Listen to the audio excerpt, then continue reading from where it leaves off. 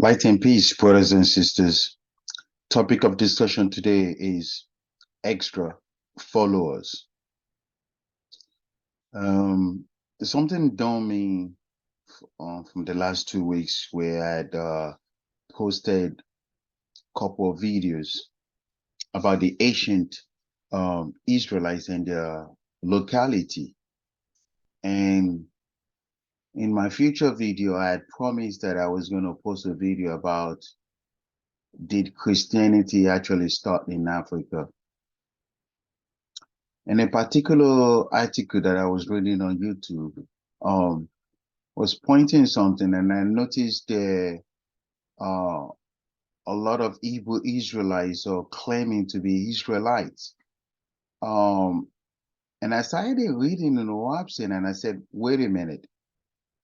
If I post the video about Christianity started in Africa, there'll be no clarity because the Hebrew Israelites right now they're claiming that they are true descendants of the chosen ones.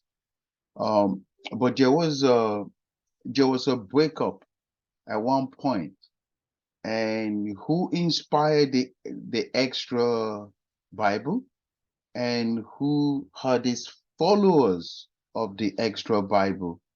The extra Bible would be equivalent of what we call today the Old Testament in King James Bible. Some people call it the Tanakh. Um, so there are two videos that are missing in order to kind of like make the puzzle come properly and you get a clearer picture of Israel. And one is Christianity started in Africa and who was behind it, which happens to be the Christian God. Two, the branches of Israel, how they started and who were these people. We do know they were called Israelites. As time goes on, um, they got scattered somehow. But before I post the video about the branches of Israel and Christianity started in Africa, today's topic is extra followers. So who are these people? They call themselves they follow the Tanakh, they read the Tanakh, the Torah, whatever you want to call it. An interesting concept about this is that um when I was reading the OahspeCollegeUniversity, if you're a follower of extra, so in other words, if you fully abide by the extra Bible, one, you're follower of you're considered a Jew. So I'm gonna just go straight to the OahspeCollegeUniversity and show this without sugarcoating. It's an interesting concept, but I'll share my screen and I'll just, go at it immediately. So I am reading from this. If you're to go up, this is the basic extra Bible. Okay, it's a basic this is a basic extra Bible that was compiled, and it gives you the history of the Israelites. But where I'm going is all the way down here in verse.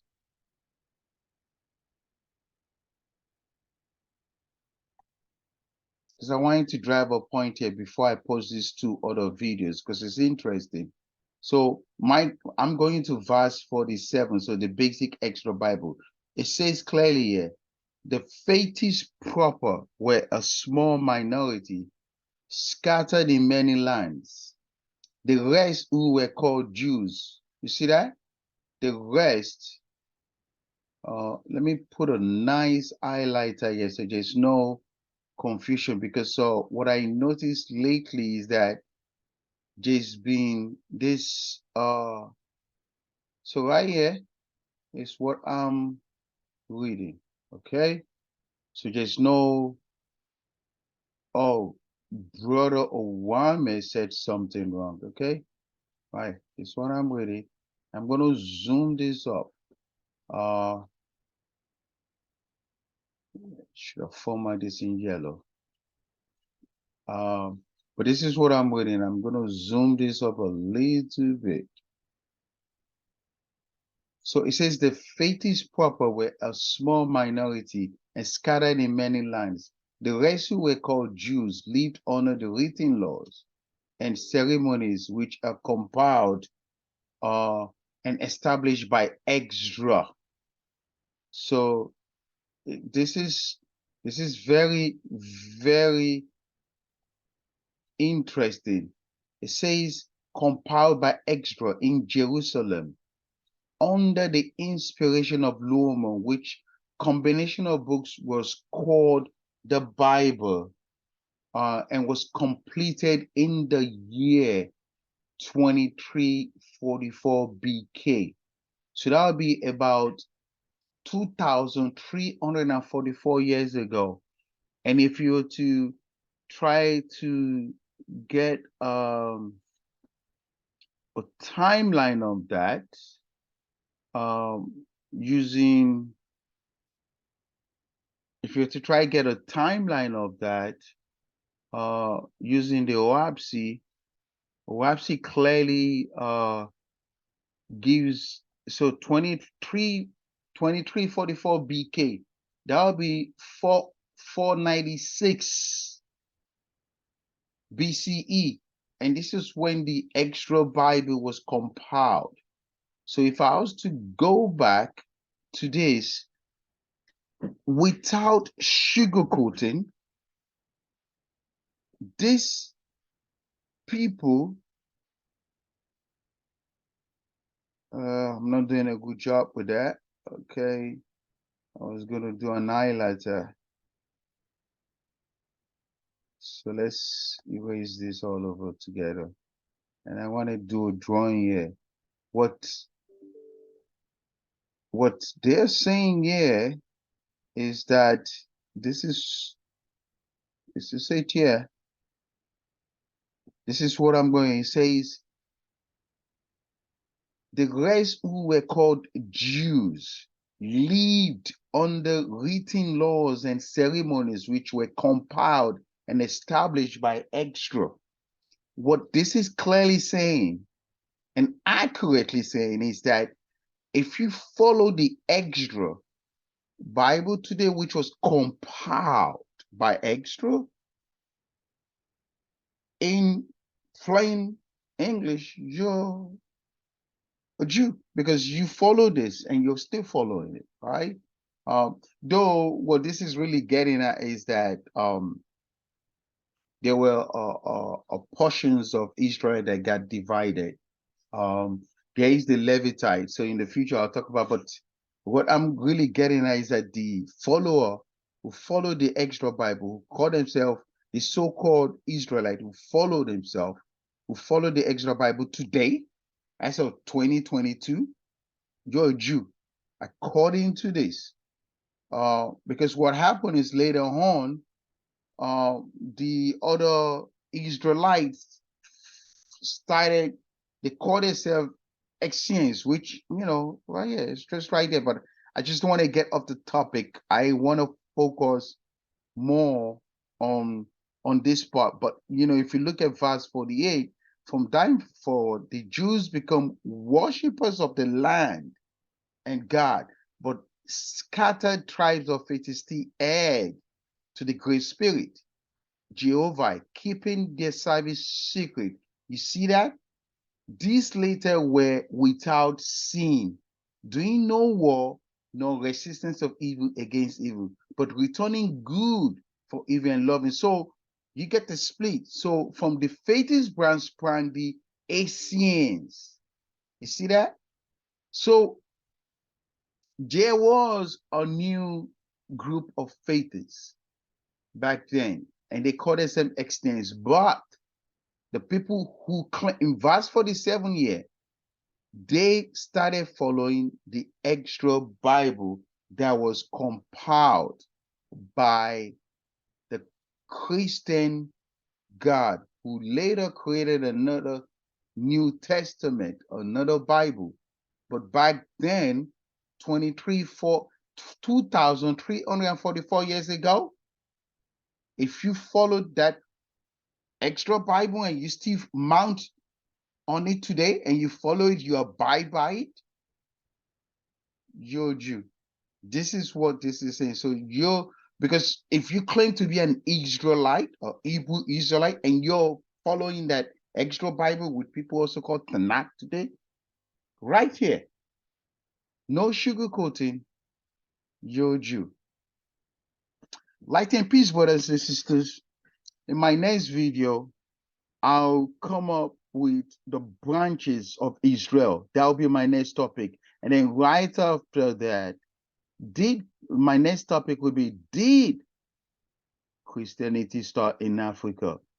It will be unfair for me to come up with the video about, did Christianity start in Africa, without showing a couple of stuff about the scattered Israelites.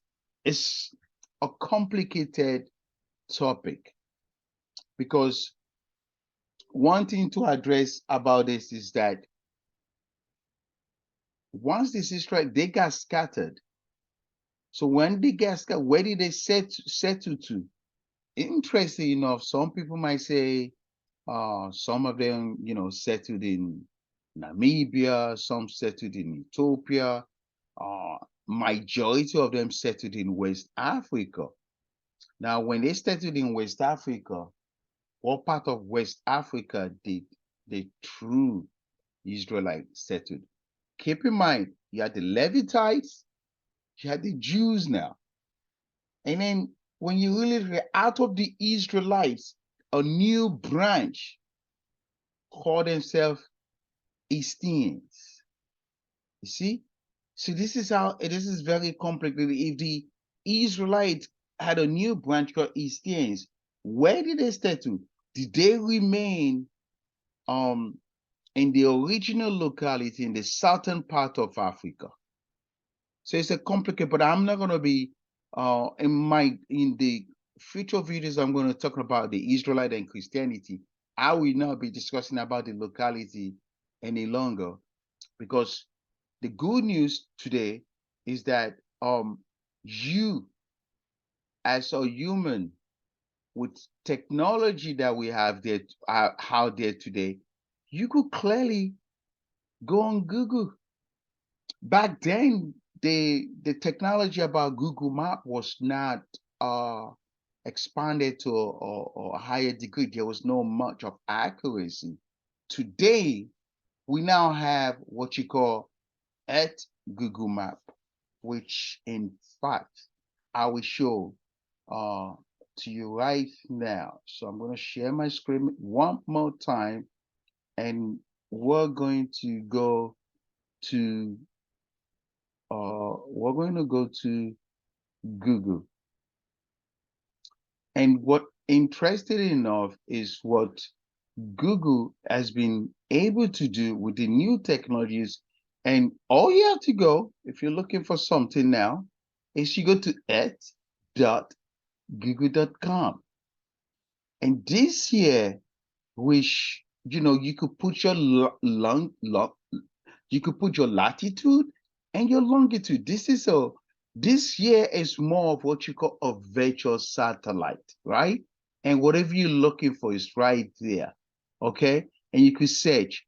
I received a lot of calls. I received emails, comments, and people were trying to understand how was Brother Owame able to create a locality of the southern part of Africa being ancient Israel. Beside me going on YouTube and going on Google for articles, this was one of the key factors that was able to identify that this here was the exact locality of where the ancient Israel was. Because when you zoom in and you start putting, you see a lot of monuments, you see a lot of destruction that was done by explorers, because they wanted to cover the truth. But there it is, brothers and sisters. Go on Google yourself. You don't have to believe what I say. I posted the information. You can go on your own and find out. We have a lot of Hebrew Israelites now on YouTube who gave this information 6-7 years ago. I knew about the ancient locality of Israel 10 years ago. One thing was certain, I could not prove it because they reshaped and named the new Israel outside of Africa. So if I don't have the evidence, what's the point of me coming on YouTube to post it? So I waited for technology to be available to me beside using the OahspeCollegeUniversity. So I needed two types of solution, two types of solving this problem. One, what was written. If you look at the extra Bible, information was given there to give you the clue also. So, and OahspeCollegeUniversity clearly tells you Canaan, which means the land of Cana or the people of Cana. And you can only find the people of Cana in the southern part of Africa, which today happens to be Namibia, Botswana, and South Africa. All these region here, back in the days, was known as Southern Africa. And this was the locality of ancient Israel. And this part, people disagree, was owned officially by Egypt, because I do have an ancient map proving this, that Zambia back in the days was known by Egypt. When I saw that map and I clearly saw, because some of the time you see the map, they will say Ethiopia. This time around, I read it carefully. It never said Ethiopia. It said Egypt. The explorers started coming in and started making changes. They started changing stuff around. The explorers, you know who you are, because I know most of you probably crossed over to heaven. You coined Africa. You started changing Africa. You started giving Africa now more of a shape. You see? But the thing is, no matter how you remove the truth out of an element, the seed will grow one day and that truth will come out. I personally knew that the Israel was in Africa. I knew the part of West Africa, those were the scattered ones. But the original one, after they left Egypt, because another interesting stuff is that Goshen, that was mentioned in extra Bible, when you look at it, it was in the lower part of upper part of Egypt, which is called Zambia. So if that Zambia has Goshen there, that land actually belonged to Egypt. Light and peace, brothers and sisters. In my next video, I will talk about the branches of Israel, and then right after that, I'll talk about did Christianity start in Africa. One of the reasons I've not been able to post the video is that I am gathering the evidence to show without sugarcoating that Constantine was a locality in North Africa. And if it was or not in North Africa, what was the battle that was going on between Baal and the Christian God? And if they were battling together for locality, is it true that it actually happened in North Africa? There are evidence from the ancient map, which I'll show in my video, but I have to compile this thing carefully, reviewing them before posting it. Because what I notice, a lot of people, even including OahspeCollegeUniversity reader, is that when you present something new, it shakes their belief system, and they don't want to accept. Instead of them to review and do their research, they don't. These are the Christians do it, the Hebrews do it, the Kemetic do it, they all do it. You present something new to them, they don't want to change. And they don't even want to accept. They want to go by what they used to know. And they keep on forgetting things change. And this OahspeC was published by a man. And there's evidence that he actually did alter the information also. That's the interesting stuff. But no matter how you alter it, the truth is there. Uh, when you look at the OahspeC is like 92% way better than the extra Bible. Okay, so I use it as my way of getting information, you know. And when you really carefully read the OahspeC did tell you that the extra Bible, although that there was some information that was compiled by that the Israelite actually did do, but not all of them was inspired by the Creator. And what that's telling is that that book also has some truth in there, the extra Bible. But you have to be a Spider-Man to untangle the book. That includes the OahspeC, that includes your New Testament, King James Bible, whatever it is. When you read this information, you must be careful. Read it through, do your research, see if this information is true. Let it speak to your soul. And if it doesn't speak to your soul, then you know something is wrong, which means that it's probably is not true. So people see truth in a different way, you know. I posted a video just 2 days ago about Aisu worshippers. What's amazing about that is that there are some people that actually still believe that Aisu is the right person to worship, Aisu Christ. While some later on, after the year 1611, that word Aisu was removed and converted or changed to Jesus Christ. So what happened to the spirits that died before the year 1611? They were worshiping Aisu Christ. And after 1611, they started worshiping Jesus Christ. You see? So which means that when you look at when the New Testament was compiled with people ignorantly called the Coastal Bible today, or back then, they were worshiping Aisu Christ all the way down to the year 1611. You see? Light and peace, brothers and sisters. Bye-bye now.